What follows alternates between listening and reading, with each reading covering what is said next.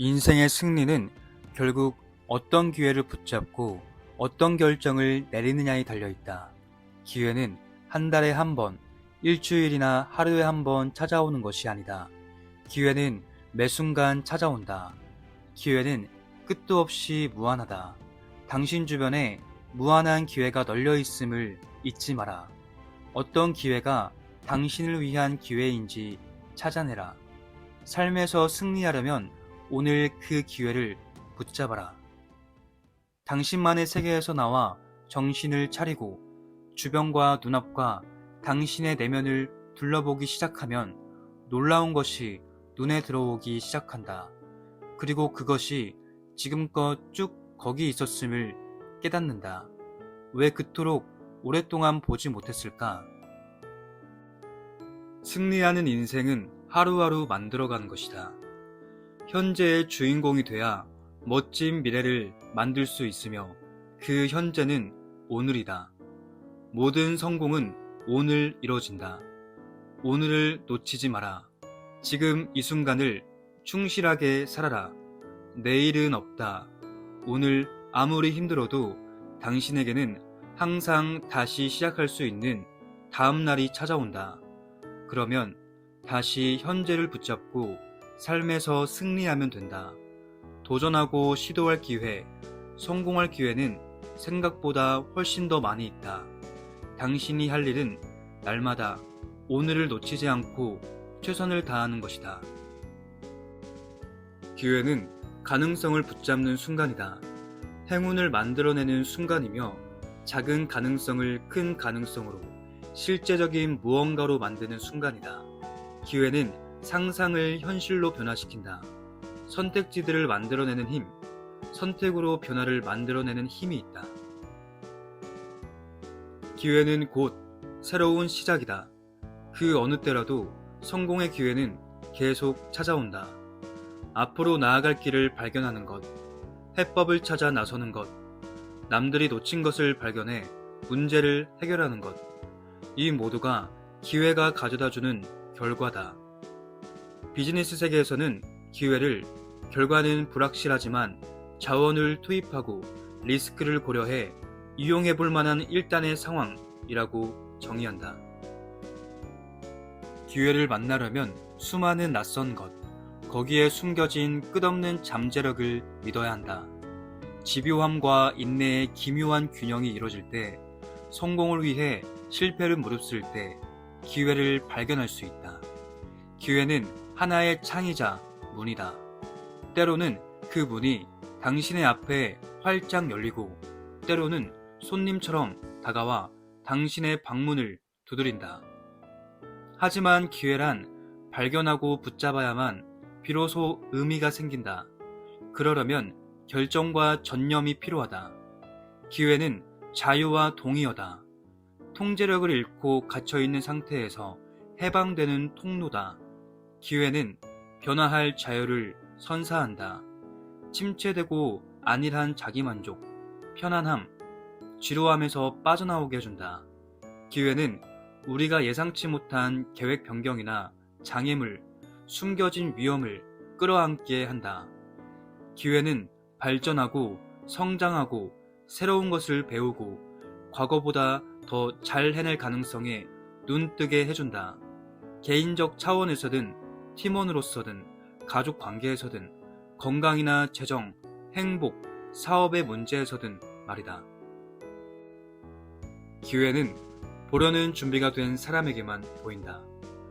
세상에 뛰어들어 당신의 존재를 알리고 기회를 만나라. 멋진 일이 일어나길 기다리지만 말고 직접 만들어내라. 스스로 행운을 개척하라. 오늘을 놓치지 마라. 기회는 하나의 구체적인 대상이자 상황이다. 이를 어떻게 다룰지는 당신이 선택해야 한다. 당신은 기회를 알아볼 수도 놓칠 수도 있다. 붙잡을 수도 그냥 낭비해버릴 수도 있다. 받아들일 수도 멀리 밀어버릴 수도 있다. yes 라고 말할 수도 no 라고 말할 수도 있다.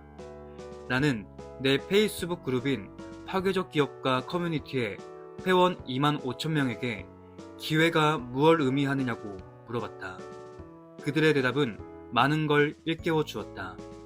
무엇보다도 기회를 붙잡으려면 자신을 이해하는 게 중요하다는 사실을 분명히 느꼈다. 우리는 자기 자신을 제대로 알아야 하고 기회가 나타나기 전에 준비가 되어 있어야 한다.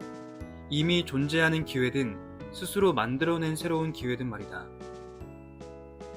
기회를 어떻게 대하느냐에 따라 기회의 정의는 달라진다.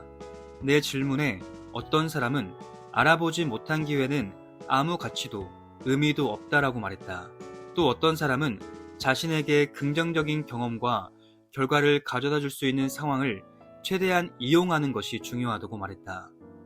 기회란 세상이 이미 존재하면서 누군가에게 발견되기를 기다리는 것이라고 말한 사람도 있었다.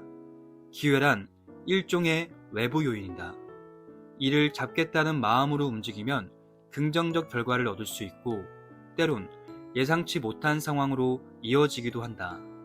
그 밖에 나를 위해 스스로 만드는 것, 남들이 보지 못하거나 실천하지 못하는 걸 하면서 스스로 만들어내는 것이라고 기회를 정의한 이도 있었다. 기회가 일시적인 속성을 지닌다고 말한 이들도 있었다. 나타났을 때 곧장 붙잡지 않으면 사라져버린다고 말이다.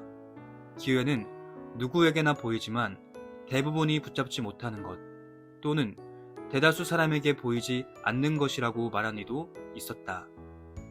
어떤 사람은 힘든 시기에 기회가 더 잘 보인다고 했다. 삶의 모든 것, 특히 실패를 기회로 볼 수 있어야 한다고 했다. 오히려 성공이 형편없는 교사일 수 있으며 실수와 실패에서 훨씬 더 많은 것을 배울 수 있다고 말이다. 조금씩 의견이 달랐지만 대다수가 동의하는 한 가지가 있었다. 그건 바로 행동해야 한다는 것이다. 기회가 방문을 두드리면 당신은 문을 열고 행동해야 한다. 그리고 깨어 있어야 한다. 현재에 충실해야 한다. 정신적으로든 육체적으로든 적시에 뛰어들 준비가 돼 있어야 한다.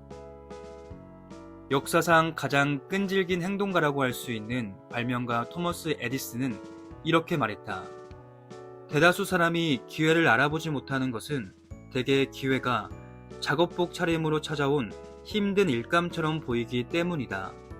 나는 기회란 무궁무진하다고, 마음만 먹으면 금방 찾을 수 있는 곳에 숨어 있다고 믿는다. 기회를 인지했다면 그 다음은 행동이다. 기회를 붙잡아야 한다. 오늘을 놓치지 말아야 한다. 그러려면 할 수 있다는 마음 자세가 필요하다. 대개 처음에는 그런 자세를 갖기 쉽다. 누구나 초반에는 성공만 하면 모든 게 바뀔 거라며 열정적으로 몰두하지 않는가. 하기만 하면 인생이 바뀔 거라면서. 하지만 일단 하겠다는 것과 추진력을 유지하는 것은 다른 문제다. 새로운 일이 주는 설렘이 사라지고 상상과 다른 현실을 마주해도 추진력을 잃지 말아야 발전할 수 있고 비로소 그 보상으로 결과물을 얻는다. 한편 성공에 대한 갈망도 있어야 한다. 상황이 힘들어져도 내면의 불을 계속 타오르게 하는 뭔가가 있어야 한다. 내 경우 그것은 절박함이었다. 나는 반드시 뭔가를 이뤄내야 했다. 발전도 희망도 없는 삶이 너무 괴로웠기 때문이다. 나는 성공하기 위해 뭐든 할 준비가 되어 있었다. 너무 오랫동안 산송장처럼 살았지만 마침내 정신을 차렸다. 빚이 5만 파운드였던 가난한 화가의 마음속은 인생을 바꿔야겠다는 열망으로 가득했다. 기억하자. 우리는 본능적으로 기회를 추구하는 존재다. 생물학적으로 우리는 기회를 발견하는 능력이 있으며 기회가 가져오는 것들에 끌리는 경향이 있다. 새로움, 낙관적 전망, 희망, 탐험과 같은 것 말이다. 다시 말해서 우리는 지금의 상태에서 얼마든지 벗어날 수 있다는 것이다. 자신이 기회를 발견하는 능력이 형편없다고 생각하는가? 두려움을 긍정적 흥분으로 변화시킬 수 없을 것 같은가? 반짝이기만 하고 실속 없는 기회를 쫓아다니는 버릇을 고치기 힘들 것 같은가? 그렇지 않다. 누구나 변할 수 있다. 한 번의 결심이면 된다. 우리의 뇌는 우리가 적응하고 발전하도록 돕는다. 뇌는 뭔가를 배우거나 새로운 대상을 경험할 때, 새로운 방식에 적응하는 훈련을 할 때 실제로 재조직된다. 이는 뇌의 신경 가소성 때문이다. 뇌세포 간의 연결이 변화해 새로운 신경회로가 만들어지는 것이다. 이 신비로운 과정에 대해서는 아직 밝혀지지 않은 게 많지만 연구 결과에 따르면 우리의 경험은 이런 변화를 촉진할 뿐 아니라 여러 다양한 방식으로 두뇌를 훈련시킨다. 따라서 우리는 변화할 수 있으며 얼마든지 새로운 습관을 만들 수 있다.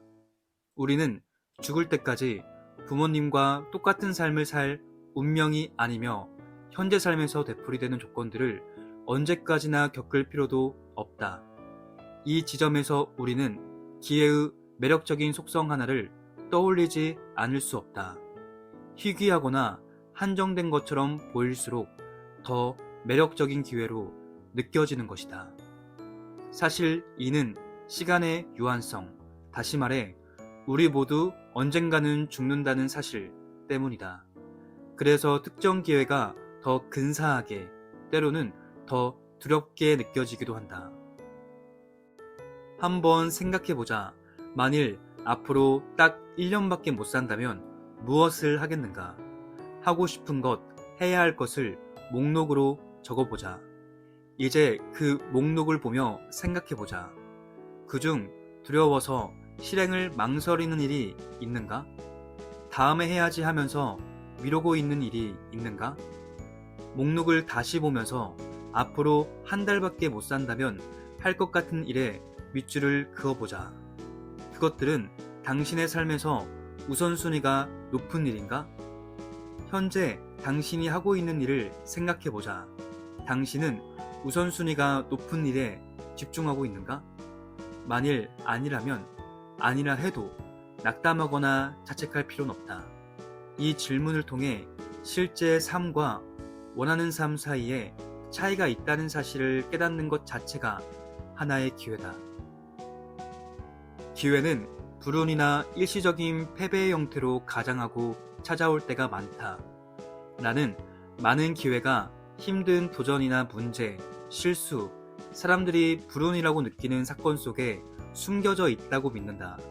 내 팟캐스트 파괴적 기업가에서 성공한 기업가들에게 어디서 사업 아이디어를 얻는지, 어디서 기회를 발견하며 어떻게 사업을 성공시키는지 질문하면 그들은 우리가 흔히 부정적 경험이라고 여기는 것들을 언급한다. 우리는 실패와 실수, 문제, 힘든 도전, 역경을 부정적으로만 생각한다.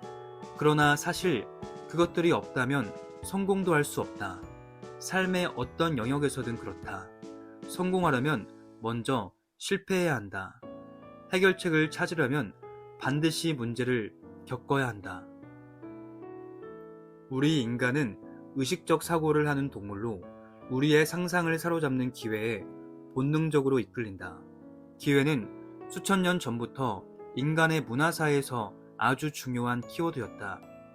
역사 속 수많은 사람이 기회란 놓치기 쉬운 것이며 시간과 밀접히 연관돼 있다고 말했다. 기회는 다양한 얼굴을 하고 있다. 때론 불운과 역경을 가장한 채 나타날 수도 있다. 앞서 기회는 변장하고 나타날 때가 많다고 했다. 아마 당신도 경험해 봤을 것이다. 물론 나도 경험했다. 뭐든 지나고 나서야 보이는 법이라 당시에는 알지 못했을 뿐이다. 나는 빚에 허덕이고 세상에 대한 불만으로 가득한 가난뱅이 화가였다. 누군가가 내 그림을 원할 것이라는 상상은 하지도 못한 채 꼭꼭 숨어서 그림을 그렸다. 내 기분과 딱 맞아떨어지는 음악인 헤비메탈만 들으면서 말이다. 그때 나는 누가 코앞에 기회를 들이민다고 해도 못 알아봤을 것이다. 피터버러에는 갤러리가 없다고 확신했고 런던 같은 대도시는 또 싫었다. 그러니 내 작품을 남들에게 보여줄 방법도 기회도 없는 게 당연했다. 얼마나 바보 같은 생각인가. 지금 돌아보면 분명히 그때 피터버러에서도 미술 애호가를 찾을 방법은 얼마든지 있었다. 아니면 케임브리지나 버밍엄 같은 주변 도시에서 갤러리를 찾아볼 수도 있었고, 지역 화가들이나 아트 딜러들을 만나 친분을 쌓을 수도 있었다. 큰맘 먹고 예술작품과 미술 애호가들이 넘치는 런던으로 가볼 수도 있었다. 아무리 가난했더라도 버스비는 있었으니까. 자전거로 죽어라 달리면 돈 안 들이고 하루 안에는 도착했을 것이다. 기회는 힘든 일감처럼 변장하고 있었다. 고통과 분노, 두려움의 얼굴을 하고 있었다. 기회는 늘 내 곁에 있었지만 나는 발견할 준비가 안 되어 있었다. 아버지는 오랫동안 내게 집을 사라고 잔소리를 했다. 하지만 나는 그때마다 고개를 저었다. 대체 그게 말이 돼? 내가 집을 산다고? 터무니없는 이야기로만 느껴졌다. 다른 누군가가 그 기회를 붙잡아 해마다 돈을 불리는 걸 지켜볼 뿐이었다. 내가 멍하니 구경만 하는 동안 그 기회는 그대로 있었다. 마침내 그 기회를 붙잡은 건 단지 내가 변했기 때문이었다. 나는 오랫동안 나만의 세계에 갇혀 있었다. 세상에 나가 관계를 만들려고 하지 않았다. 부동산 모임은 늘 열리고 있었지만 한번 가볼 생각조차 하지 못했다. 매주 기회가 내 옆을 휙휙 지나쳐가고 있었다. 기회는 두려움에 가려 보이지 않았다. 사람들이 나를 어떻게 생각할까? 돈도 경험도 없는 놈이 집을 사겠다고? 무슨 수로? 한심하게 보일 것 같았다. 하지만 결국 두려움을 극복하고 부동산 모임에 나갔고, 거기서 내 인생에서 가장 소중한 사업 파트너를 만났다. 기회는 언제나 그 자리에 바로 내 코앞에 있었다. 나는 보고 있으면서도 제대로 알아보지 못했다. 그림을 전시할 기회가 있었는데도 내게는 장애물만 보였다. 집을 살 기회가 있었는데도 불가능하다고만 생각했다. 사업 파트너를 만나고 인맥을 쌓을 기회가 있었는데도 두려움에 휩싸여 움직이지 않았다. 나는 기회의 진짜 모습을 못 보고 변장한 모습만 보고 있었다. 그것은 내가 만들어낸 가짜 모습이었다. 나는 준비되지 않은 인간이었다. 기회는 우리 주변에 널려 있다. 말 그대로다. 당신이 보는 모든 방향에, 모든 모퉁이 다음에, 어떤 상황에서도, 어떤 문제의 한가운데에도 당신이 겪는 모든 두려움과 실패와 희망과 꿈과 욕망 속에도 기회가 존재한다. 일단 문을 열어젖히면 기회가 무한하다는 것을 알게 된다. 이미 존재하는 기회뿐이 아니다. 당신이 만들어낼 기회, 상상을 현실로 바꿀 기회도 마찬가지다. 우리 모두에게 기회는 무궁무진하다. 그것을 볼 준비가 돼 있느냐가 관건이다. 한 가지 확실한 것은 우리 모두 내면의 잠재력을 다 사용하지 못하고 있다는 사실이다. 우리는 계속해서 기회를 놓친다. 이런저런 가능성이 그냥 지나가 버린다. 오늘을 붙잡고 인생에서 승리하려면 우리 자신을 바꿔야 한다. 배우고 적응하고 변화해야 한다. 믿음과 인내심과 투지를 가져야 하며 근면함이라는 윤리도 갖춰야 한다.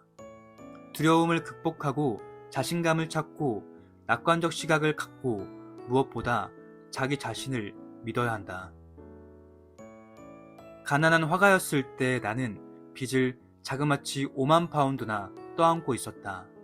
게다가 모기지 대출금도 있었다. 어느 시점이 되자 그림을 팔아 얻는 수입으로는 이자를 감당할 수 없는 지경에 이르렀다.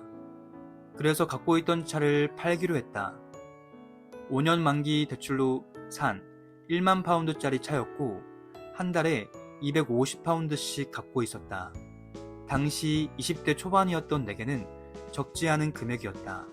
나는 3,500파운드의 차를 팔았다. 대출 만기가 3년이나 남은 상태였다. 차를 판 돈으로 급할 때 쓰곤 했던 신용카드들의 빚 일부를 처리했다. 그리고 남은 500파운드로 자전거를 샀다. 어딜 가든 그 자전거를 타고 다녔다. 차도 없고 돈도 없으니 어쩔 도리가 없었다. 나는 자전거를 타고 피터버러 곳곳을 돌아다니며 고급 주택들의 우편함에 직접 만든 전단지를 넣었다. 그림 의뢰를 받는다고 광고하는 전단이었다. 그렇게 매일 돌아다니는데 유독 눈에 띄는 집이 하나 있었다. 피터버러에서도 가장 근사한 동네에 있는 1880년대에 지어진 빅토리아 양식의 3층짜리 주택으로 외관에서부터 웅장한 느낌을 주는 집이었다. 지하실이 딸려 있었고 차 여러 대를 거뜬히 수용할 길고 아름다운 진입로도 있었다. 심지어 집 앞에 깃발 개양대까지 있었다. 시내에서 가까운 위치에 그 정도 규모와 분위기의 주택을 찾기는 힘들어 보였다. 나는 그곳을 지나칠 때마다 잠시 자전거를 세우고 10초쯤 그 집을 쳐다봤다. 그리고 다짐했다. 언젠가는 이 집을 꼭 사야지. 당시 나는 미혼에 아이들도 없었으므로 그런 집이 필요 없었다. 꽤 크기는 했지만 피터버러에서도 가장 큰 집은 또 아니었다. 단순히 집의 크기가 관심을 끌어당긴 것도 아니었다. 꼭 집어 설명할 순 없지만 왠지 그 집이 내게 말을 거는 것 같았다. 내가 꿈꾸던 집의 모든 요소와 매력을 지닌 집이었다. 그로부터 몇 년이 훌쩍 흘러 나는 그림을 접고 부동산 사업에 매진했다. 마크와 함께 차린 부동산 회사를 통해 성공적인 포트폴리오를 관리하며 돈을 꽤 많이 벌었다. 어려웠던 시절 자전거를 멈추게 했던 그 동네와 집은 여전히 마음속에 남아있었고 마침내 나는 그 동네에서 살기로 했다. 그 무렵 아내를 만나 결혼했는데 아내 역시 그 동네를 마음에 들어했다. 하지만 때는 부동산 시장이 침체기에 빠진 2009년이었다. 아무래도 집값이 더 내려갈 것 같았기 때문에 집을 사지 않기로 했다. 그보단 1년 동안 임차한 집에 살면서 시장 상황을 지켜보는 게 낫겠다는 판단이 들었다. 집값이 훨씬 내려가면 매물로 나온 집 중에서 괜찮은 곳을 건져야겠다고 생각했다. 우리는 6개월에서 1년쯤 살 생각으로 방 5개짜리 집을 임차했다. 그리고 그 집에서 3년을 살았다. 그러는 동안 내 애기 보비가 태어났고 추억도 쌓여갔다. 그렇게 정신없는 나날을 보내다 보니 예전에 자전거로 지나다 멈춰서 바라보던 그 집은 거의 잊고 살았다. 시간이 흐르자 몸이 근질대기 시작하면서 그 동네에서 뭔가 매입하고 싶은 마음이 굴뚝 같아졌다. 임차한 집에 사는 건 단기적으로만 의미가 있었다. 나는 괜찮은 매물이 나타나길 바라며 집 팝니다 푯말이 세워진 집들을 계속 예의주시했다. 그리고 거짓말같이 원하는 매물이 나타났다. 어느 날 단골 미용실에서 이발을 하고 있었다. 앤서니 제임스라는 미용사가 내 머리를 깎아주었는데 오래전부터 나는 그에게 비즈니스 코칭을 해주고 있었다. 우리는 꽤 중요한 사장과 손님 사이였다가 나중에는 많이 친해져서 만나기만 하면 온갖 주제로 수다를 떨곤 했다. 그런데 그날 앤서니가 가위질을 하다 불쑥 이렇게 말했다. 글쎄 아버지가 집을 파신대요. 그는 그 한마디가 내게 어떤 의미였는지 몰랐을 것이다. 이야기를 들어보니 그의 아버지 집은 내가 수년 전 매일 자전거를 세워놓고 잠깐씩 쳐다보던 그 집이었다. 내가 그토록 갖고 싶었던 집, 깃발 개양대와 널찍한 진입로가 있는 웅장한 빅토리아 양식의 주택 말이다. 혹시 엑스번지의 집인가요? 나는 마음속으로 이미 확신하면서 물었다. 네, 맞아요. 그가 대답하자마자 나는 집을 사고 싶다고 말했다. 2번 생각할 것도 없었다. 살 돈이 있었고 사고 싶은 집이 나온 것이다. 이후 앤서니는 아버지를 찾아갔고 일은 일사천리로 진행됐다. 나는 심지어 집값 흥정도 하지 않고 앤서니의 아버지가 원하는 가격을 그대로 지불했다. 부동산 중개인을 통하지 않았으므로 수수료 걱정도 할 필요가 없었다. 마침내 나는 그 집의 주인이 되었다. 앤서니의 아버지는 아는 사람에게 집을 팔게 돼서 기쁘다고, 게다가 같은 지역이고 피터버러에서 성공한 사업가라서 기분이 좋다고 했다. 우리 모두가 만족한 거래였다. 우리는 스스로 행운을 만들어낼 수 있으며 얼마든지 기회를 창조할 수 있다. 행운은 그냥 생기는 게 아니다. 행운이란 어떤 상황이 되기까지 취했던 행동들의 결과가 좋았을 때 이를 표현하는 방식이다. 이스라엘의 경영그루 엘리 골드렛은 이렇게 말했다. 행운은 기회가 준비를 만날 때 찾아오고, 불운은 준비의 부재가 현실을 만날 때 찾아온다.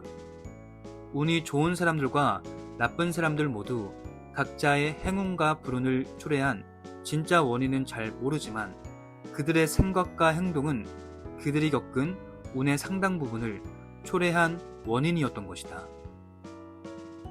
아직도 많은 사람들이 지지리도 운이 없다고, 반면에 남들은 운을 타고났다고 생각한다. 그들은 나는 운이 없어라고 믿어버린다. 왜 항상 내게만 이런 일이 일어날까? 남들은 어째서 저렇게 운이 좋을까? 그러면서 인생이 불공평하다고 투덜댄다. 자신을 불행한 운명의 피해자라고 여기며 이를 바꿀 방법이 없다고 생각한다. 또는 이런 운명 때문에 아무것도 하지 못한다고 변명한다. 이런 생각은 기회가 다가오는 걸 막는 커다란 장애물이다. 자신을 피해자로 여기면서 나에게 나쁜 일만 일어난다고 믿으면 기회를 만들 수도 발견할 수도 없다. 결국에는 불운이 더 악화되는 악순환에 빠진다. 우리는 바로 그 관점을 바꿔야 한다. 세상에는 자신의 인생을 180도 변화시킨 수많은 사람이 있다. 이는 내 팟캐스트에서 성과 전문가이자 기업가인 에드 마일렉과 함께 이야기한 주제이기도 하다. 이런 사람들은 어떤 일이 나에게 일어난 것이 아니라 나를 위해 일어났다고 생각한다. 생각해보자. 어떤 일이 나에게 일어났다고 생각하면 나는 피해자이고 상황을 다스릴 힘이 없으며 원인이 아니라 결과에 해당하는 존재다. 나는 그 상황의 결과를 바꿀 힘이 없다. 상황의 긍정적 측면이 아니라 부정적 측면만 눈에 들어온다. 그러나 어떤 일이 나를 위해 일어났다고 생각하면, 심지어 힘든 도전이나 역경도 나를 위한 것이라고 생각하면 그 일은 장애물이 아니라 나를 이롭게 하는 뭔가가 될 수도 있다. 당신이 만나는 모든 일이 다음 단계로 도약하기 위한 준비 단계라고 믿어보라. 그러면 안 보이던 기회가 보이기 시작한다. 아무것도 변한 게 없고 당신 앞에 놓인 그 거지 같은 상황도 그대로일지 몰라도 당신의 관점은 분명 변해 있을 것이다. 기회와 가능성을 보지 못하게 했던 그 눈가리개가 사라진 것이다. 세네카는 이렇게 말했다. 만일 당신이 배우는 일에 전념한다면 삶의 지루함을 느끼지 않을 것이며 낮에 진저리가 나서 밤을 갈망하는 일도 없을 것이다. 또한 자기 자신에게 짐 같은 존재가 되거나 타인에게 쓸모없는 존재가 되지 않을 것이고 많은 친구가 생길 것이며 가장 멋진 이들이 당신의 주변에 모여들 것이다. 스토아 철학자인 세네카는 우리가 끊임없이 배우고 자신을 발전시켜 더 나은 인간이 될 수 있다고 믿었다. 그러면 스스로와 사회에 더 쓸모있는 존재가 될 수 있고 좋은 사람들이 곁에 모여든다. 나는 그 말에 전적으로 공감한다. 세네카를 비롯해 스토아 철학자들은 역경을 기꺼이 견뎠다. 그들은 그들이 믿는 가치를 실천했으며 선을 달성하기 위해 고통을 감내했다. 흔히 고난을 겪으면서도 징징대거나 불평하지 않는 사람을 스토아적이라고 표현한다. 암이나 실직, 화재 같은 역경을 만나도 용기 있고 당당하게 헤쳐나가는 사람들, 그런 사람들을 보면 별것 아닌 일로도 툴툴댔던 자신이 한없이 못나 보이지 않겠는가. 그 기분을 기억해두자. 당신이 겪은 고난은 사실 별것 아닐 수도 있음을 말이다.